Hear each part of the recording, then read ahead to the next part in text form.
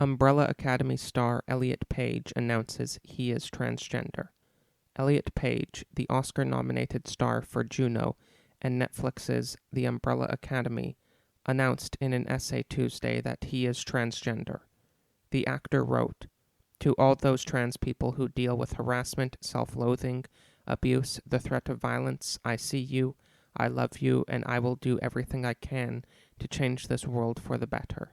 Well, this isn't quite how I was planning on making this video, but while I was making a video earlier today on this topic, that is, the Elliot Page topic, I saw a video from everyone's favorite communist, Vaush, and his video put everything so succinctly, not just on this one topic, but on so many different interesting topics, that there was no way that I couldn't respond to it, and this will link everything up quite well. So, in this video, Vaush, after introducing the topic, he starts by going on about how his side, the left, are winning. But the thing that really sticks with me here is, and pardon me for gloating, man, are we winning the culture war. Like, it's 2020. Imagine 10 years ago. Can you imagine something like this going over well? Like, not just going over okay, but going over well. But now, just a decade later, we get just overwhelming support, just across the board. And I've seen the news publications, they're already using the right pronouns, they're saying Elliot, and it's great, you know? And part of this is just a gloating thing, because it really does feel like the tide of history moves progressive with time. If you take a look at the past 300 years, let's just take the United States of America. So let's just say 250 years, okay? Though economically, you know, we have our back and forths, when it comes to identity-based issues, race, gender, sexuality, things seem to keep getting better fairly consistently. It feels like fighting against that trend is sort of like a waste of time, you know? Like, And all I can really say here, or at least all I can really start by saying, is that clearly Vaush is right. Over the past 300, 250 years, the world has been moving progressively leftward, at least on the social issues. But I wonder why that is, Vaush. Why our communist who apparently, supposedly, believes in class struggle, why is it that the social issues are getting so much better from his perspective, yet the economic issues aren't? I mean, he said right there that the economic issues are kind of iffy, but that's not really the language that I normally get from communists. The language I normally get from them, that America is really bad right now when it comes to inequality, class divide, that type of stuff. And, you know, I agree with them, to some extent at least. I certainly don't agree with their solutions, but I do agree with them that there's very significant problems economically in America, and class politics has a big part to play in that. But, Mr. Vaush, Mr. Communist, why is it that the long arc of history is bending towards justice when it comes to these social matters, yet it isn't in terms of economics? It is, at best, sort of iffy. At worst, we are in the horrible neoliberal late-stage capitalism.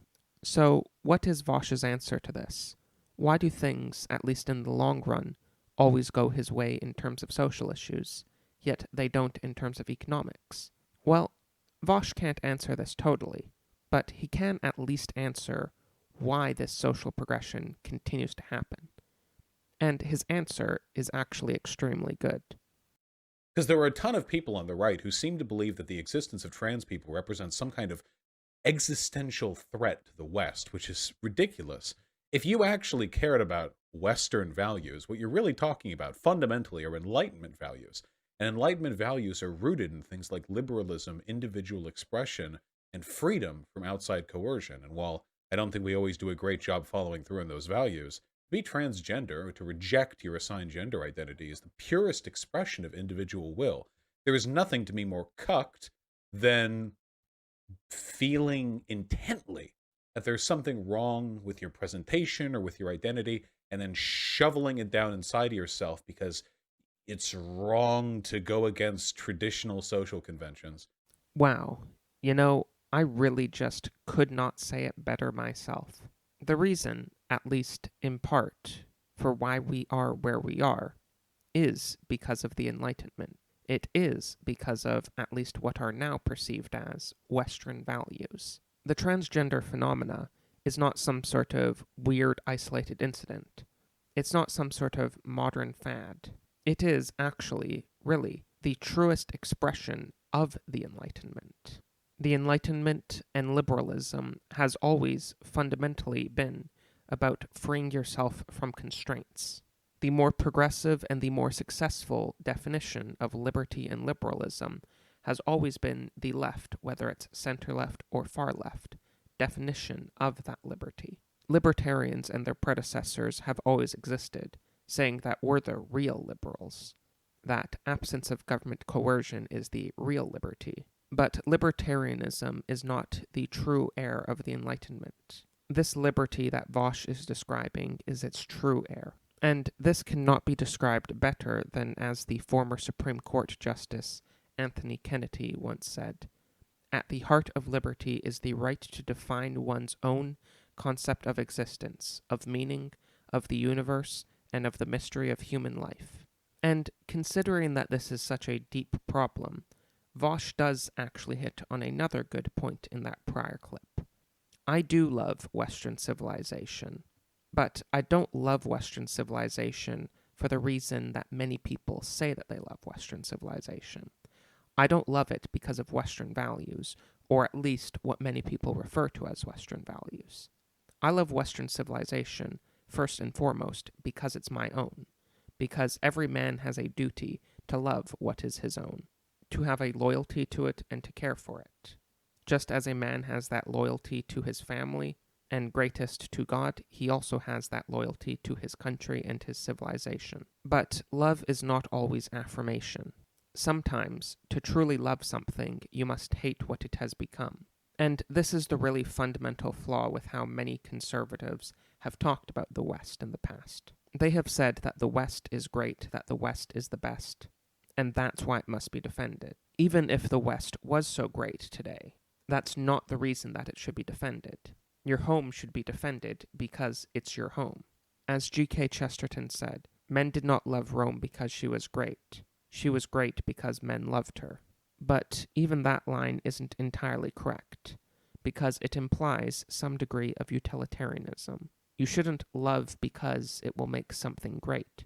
You should love because it is good to love. However, with all that said, as clairvoyant as much of what Vaush has said is, I do have to push back on some of what he said there.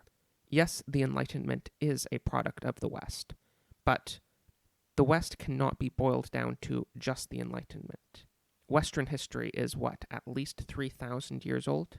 And the Enlightenment has been around for what, 300 of that? 1/10 of our history cannot be boiled down to the entirety of our history, even if it's the most recent part of it. All the great men, all the great history of the West, from Socrates to Augustine to Thomas Aquinas, that cannot all be brushed away as just part of the inevitable march towards modern progressivism. It looks like things are getting better.